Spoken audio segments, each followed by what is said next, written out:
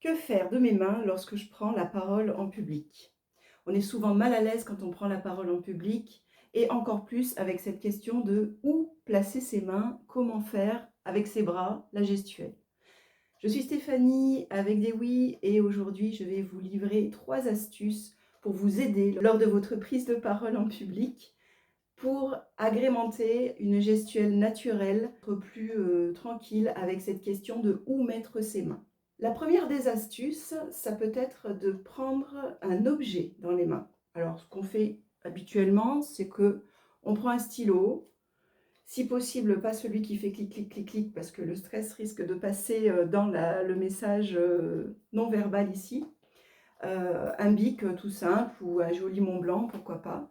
En tout cas, ça va vous permettre d'étayer votre propos et d'être dans votre professionnalisme tout en ayant une occupation pour vos mains qui ne doit pas perturber votre assistance, ni votre message, ni la clarté de votre message.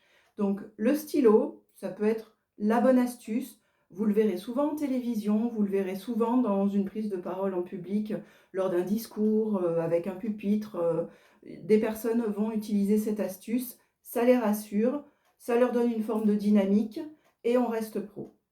Moi, c'est pas ma préférence. Je le pose. Attention, petite astuce, ne prenez pas vos notes, par exemple, de papier, en papier. Si vous avez ne serait-ce même qu'une feuille avec vos notes et que vous tremblez, vous n'avez pas de support en dessous, la feuille, même si vous tremblez un tout petit peu, va amplifier votre mouvement. Donc ça, c'est vraiment à ne pas faire. Vous allez voir qu'il y a des choses que vraiment je vais vous déconseiller de faire. Si vous avez des notes, prenez un support un petit peu solide, comme ceci. Et voilà, ça peut être un classeur, ça peut être un support, ça peut être un simple support cartonné ou plastifié, qui reste pro, qui vous permet d'avoir vos notes, mais qui en aucun cas trahira, vous allez voir, la trahison par le corps d'un petit état interne qui n'aurait pas été visible s'il n'avait pas été avec une seule feuille. Combien de fois j'ai vu des personnes avec une feuille alors que la feuille tremblait, mais il n'y aurait pas eu de feuille, on n'aurait pas senti ce tremblement ni ce stress de la personne. Donc, à déconseiller. Ensuite, il peut y avoir éventuellement cette fameuse bouteille d'eau qui est une astuce précieuse à avoir. D'ailleurs, on va en profiter pour boire une petite gorgée. Ça, c'est l'astuce pour la voix, mais j'en profite pour le faire maintenant. Cette petite bouteille d'eau doit toujours vous accompagner. Elle va vous aider par rapport au stress, par rapport au trac. Et elle peut aujourd'hui vous être utile sur cette gestuelle que l'on travaille avec la prise de parole, avec la bouteille d'eau. On le voit parfois avec des humoristes qui vont boire leur bouteille d'eau pendant leur spectacle, mais jamais cela ne dure très longtemps. C'est-à-dire que c'est vraiment pour une courte prise de parole en public qui vous permet de boire à tout moment si vous aviez un petit chat dans la gorge ou une petite hésitation. C'est parfait, c'est pas ce que je recommande le plus. En tant qu'experte en communication, formatrice par les techniques du théâtre, ma préférence, ça va être de n'avoir aucun accessoire et de partir de votre corps, d'être en mode naturel. Et là, je vais avoir 2 propositions à vous faire. Laissez les bras ballants, c'est-à-dire vous laissez vos bras le long du corps et vous commencez à raconter votre pitch, votre discours, votre présentation. Et là, tout naturellement, logiquement, pour la plupart des personnes, les bras vont s'activer sans que l'on s'en préoccupe. Et ça va être naturel, c'est-à-dire que le corps n'est pas figé. Et dans ce cas, les mouvements se font au fur et à mesure et viennent ponctuer votre discours. Ça, c'est dans l'idéal.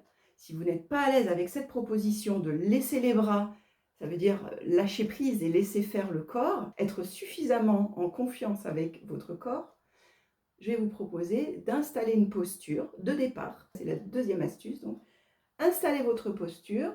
Vous êtes ancré sur votre axe, voilà, sur vos pieds. Vous n'êtes pas en décalé, vous n'êtes pas en mouvement. Vous êtes plutôt fixe et vous allez poser vos bras à demi pliés. Donc, vous repliez vos bras et vous commencez votre discours comme ça. Et c'est là que ça va s'animer encore plus facilement, naturellement. Vous voyez, quand je parle, je n'en fais pas trop, je ne cherche pas à avoir une gestuelle, mais je suis vivante. J'ai du mouvement dans les bras, j'ai une forme de souplesse, ça bouge un petit peu, mais pas trop. Ça ne vient pas parasiter, on ne se met pas à faire des grandes gestuelles.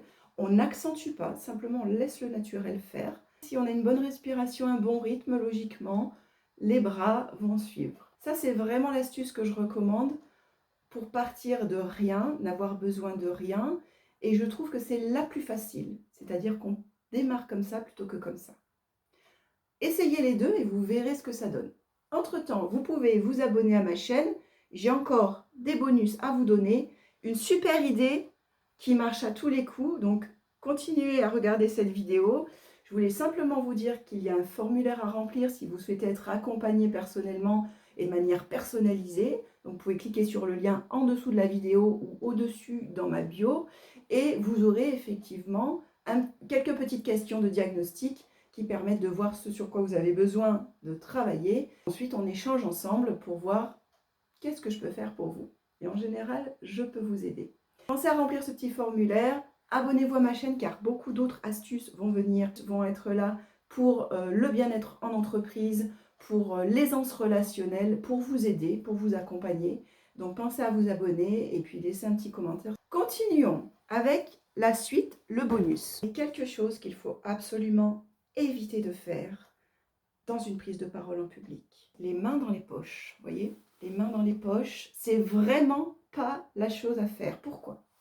Ce signe peut être interprété comme un signe de non-engagement, de non-implication, de peu d'intérêt, ou même de quelque chose que vous avez à cacher. Donc, le corps vous trahit malgré vous, par timidité simplement que l'on fait ça, ou par réserve. On ne va pas pouvoir interpréter de but en blanc comme ça une gestuelle. On ne sait pas exactement ce qu'elle veut dire. En tout cas, elle n'est pas favorable pour mettre en confiance, pour être avenant avec votre audience, pour votre prise de parole en public. Elle ne va pas vous mettre en valeur. Donc, évitez formellement de mettre les mains dans les poches. Par rapport à l'interprétation de la gestuelle, oui, on peut interpréter la gestuelle, mais non, on ne peut pas le faire comme ça de manière intuitive avec je me suis touché le nez, ça veut dire que je mens. Simplement, on peut observer dans une prise de parole en public, dans la gestuelle, quelqu'un qui va être en fermeture, donc fermeture des bras, la même chose, on va le déconseiller, sauf si c'est ponctuel. C'est-à-dire que si, à un moment donné, dans mon discours, je réfléchis à ce que je viens de dire ou à une question qui m'a été posée, pourquoi pas fermer les bras et être dans cette posture. Il faut vraiment que ça soit momentané. Il faut que ça soit dans une dynamique. Et si on observe justement que la personne est tout le temps fermée, croisée, fermée, de biais, en arrière, sur le côté, ça va vraiment donner un signal inconscient vers la personne en face de vous et ça va générer quelque chose de plutôt négatif. En tout cas, ce n'est pas l'effet que l'on attend dans sa prise de parole pour mettre en confiance, pour dynamiser, pour échanger, pour permettre une interactivité. Soyez ancrés dans l'ouverture. Donc, je déconseille les mains dans les poches, les bras croisés et l'interprétation d'une gestuelle qui serait momentanée dans un discours. J'ajouterai que pour les autocontacts, que ce soit du visage ou du corps, cela peut simplement signifier une forme de besoin de se rassurer, de sécurité face à un potentiel danger que l'on imagine ou que l'on ressent ou que l'on pressent. Donc là, ça va être quelque chose simplement, ok, j'observe ça, soit je l'observe sur moi dans ma prise de parole, soit je peux l'observer sur les autres. Mais en aucun cas, on fera des raccourcis pour avoir la vérité de ce que vit la personne. À tout moment, il pourra être possible de vérifier pour savoir ce que vit la personne. Ça, on va le faire dans un travail personnalisé, mais sinon, si on ne vérifie pas, personne ne peut être sûr à 100% de ce à quoi est en train de penser la personne, ce qu'elle peut vivre émotionnellement parlant.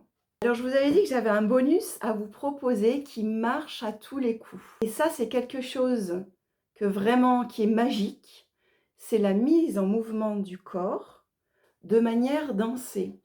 Alors que vous aimiez ou non la danse, il s'agit simplement de vous mettre en mouvement et si possible debout. Donc si vous êtes assis, vous allez vous relever, vous allez prendre un tout petit espace autour de vous et vous allez vous mettre en mouvement, musique ou pas musique. Alors la musique, ça peut aider, mais parfois simplement se dire, ok, je vais faire une petite danse de prise de parole en public. Regardez, je le fais pour vous, c'est mon bonus.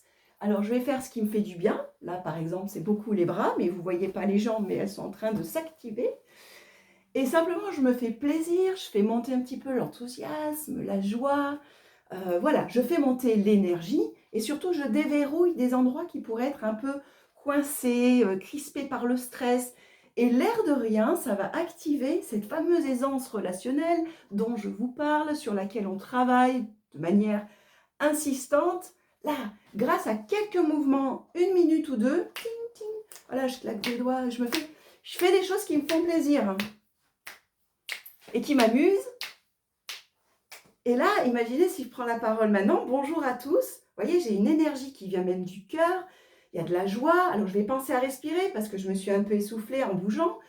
Ah, alors la respiration, on en a déjà parlé dans d'autres vidéos. Je suis dans ma respiration, dans mon ancrage. J'ai le sourire aux lèvres parce que qu'est-ce que j'ai fait? J'ai mis du mouvement dans mon corps. Donc, j'ai mis de la vie. Et bien donc, ça se voit sur mon visage. Ça, vraiment, c'est vraiment précieux. Ça ne coûte rien. Et même, vous allez voir, en le faisant, ça fait du bien. C'est-à-dire qu'on change notre état interne, la physiologie du corps, ça circule à l'intérieur au niveau des fluides, de l'oxygène. Ça vous fait du bien. Alors faites-le même dans un tout petit espace, dans des toilettes ou dans un petit sas avant d'être face à votre public. Ou si vous n'avez pas cette possibilité-là, faites-le avant de partir de chez vous ou avant de partir du bureau, avant d'aller sur le lieu de la prise de parole en public. Vous allez voir, ça change tout. À très bientôt, faites ces exercices, faites l'expérience et dites-moi des nouvelles en commentaire. Merci, c'était Stéphanie avec des mots.